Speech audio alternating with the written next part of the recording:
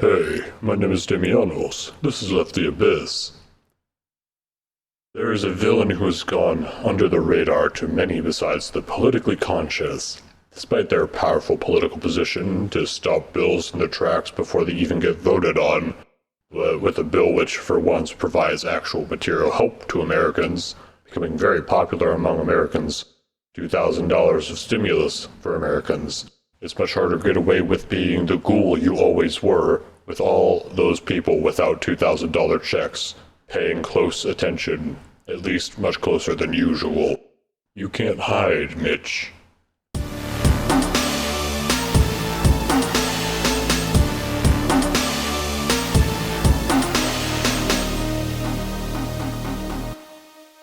Bernie Sanders is proving to be much more of a graceful loser than Trump is. He was doing a filibuster, preventing all those congresspeople from taking days off during the holidays, all because Mitch McConnell doesn't want to allow a vote in the Senate to approve the $2,000 checks that both the House and Donald Trump have been asking for. Mitch McConnell, anthropomorphic tortoise pretending to be a human, has been ruthlessly blocking the bill, which is not only majorly popular with people in the country, but remarkably people in government as well. If you are left or right, you should fucking hate Mitch. The Republican president was demanding $2,000, and the House passes it. 78% of Americans want it, but a ghoulish creature with a bill veto power gets to decide to halt the course of our strange version of democracy and deny a vote in the Senate for your checks from even being allowed to happen. We should all obviously hate Trump, but in this minute there is somebody worse, who we must never forget to hate, the Senate Majority Leader. There are more villains, certainly to a lesser degree than our main antagonist, but they empower him and ultimately screw Bernie's attempt to hold the Congress hostage. You know how our military is larger than the next 10 militaries in the world combined? Well, while these stimulus bill talks are going on, so are government budget bills, to the tune of $740 billion for the military. Democrats in both the House and Senate, and of course Republicans, were extremely excited to continue to bloat our military budget. They decided to push it through with unanimous consent. You know, they wanted to get this budget out of the way so they could go on vacation.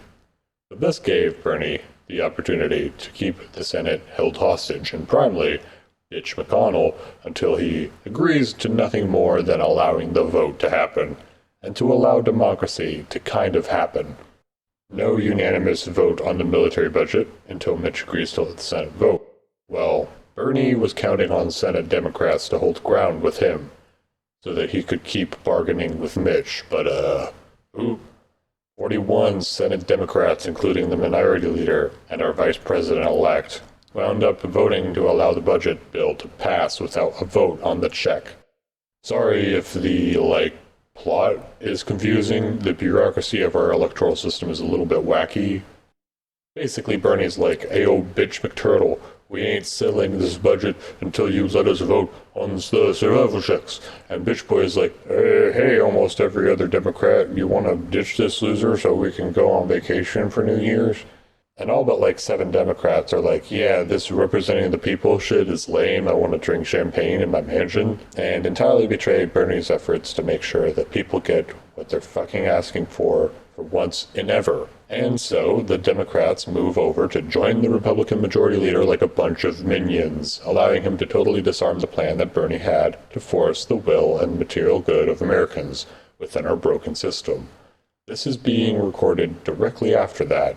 If things change and it turns out we may actually be getting the checks soon, I'll have Nix amend this, and if so, this is the story of how much we had to get fucked to make it happen.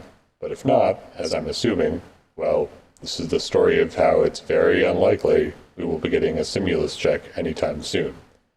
Well, you may get the 600 soonish, but the 2,000 nobody should be expecting now. So why did walking corpse Mitch McTurtle decide to cuck most Americans? Well, his corruption is the short of the why, but what were his excuses? Well, Bernie's tagline, socialism for the rich, is often used to point out that billions of dollars in tax breaks for the richest people in America and subsidization for the biggest companies means the government is there to represent them, not the majority of Americans.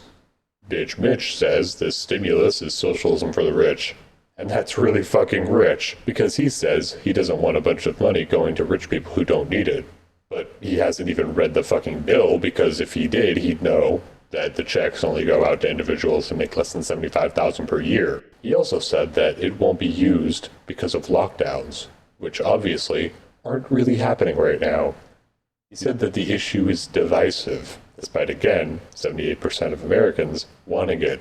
These points cited by him at outlets such as The Post, owned by Bezos, and the New York Times, were some of the sources of his arguments. When you need money, there isn't enough, but when the rich do, it's endless. Let's talk about what this implies for the future of the Republican Party. Guys, 70% of Republicans want this. This is a bipartisan issue. The Republican president wants these checks. He also just happens to be the most popular Republican alive. So going against him is a bit dangerous, especially during a runoff election in Georgia. Mitch, I don't know if this is worth it, man. But hey, I'm not complaining. Well, I mean, yes, I am complaining, but there's a silver lining.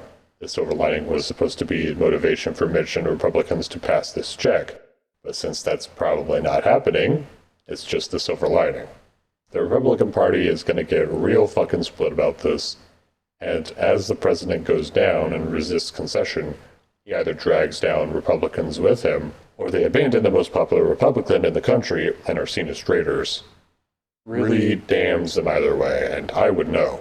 So that at least is good for all of us non-Republicans. The Republicans never had a reason to split before. It's all a camp of various degrees of ignorance. You could go as far right as you want and find company in any right-wing circle, because you have to be ignorant enough to not care whether your neighbor is a Nazi to get to that point anyway. The left is a bit more particular and based in policy, so disagreements can fracture entire sections of the left against each other. The right only now faces the splitting issue. My goal with my tiny growing channel is to one day unite some lefties, be a healing force in this rift.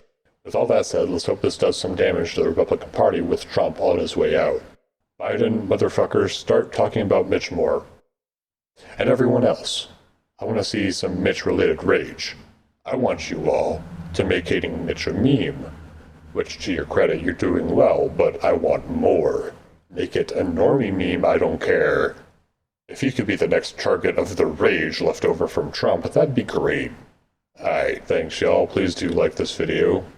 The likes have been great for so few views so far, but I'm counting every one, and sharing can help them go up.